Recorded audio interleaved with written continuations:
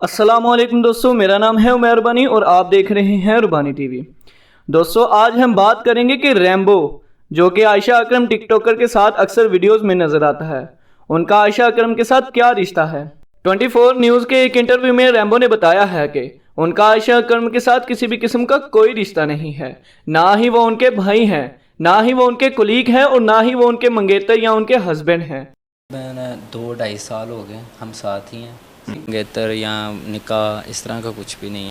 और उनका कहना है कि उनका ताल्लुक गुजरात से है और वो शादीशुदा हैं और वो हफ्ते में एक मर्तबा आते हैं और आयशा अकरम के साथ टिकटॉक वीडियो शूट करके वापस चले जाते हैं। मैं हफ्ते में एक दफ़ा आता हूँ। मैं शादीशुदा हूँ। जी हाँ दोस्तों, ये है असलियत रैम्बो और आयशा अकरम के रिश्ते की। वीडियो अच्छी लगने की सूरत में हमारे चैनल को सब्सक्राइब करें, लाइक करें, शेयर करें और बेल आइकन के बटन को ज़रूर दबाएं ताकि हमारी हर आने वाली न्यू वीडियो का नोटिफिकेशन आपको मिलता रहे।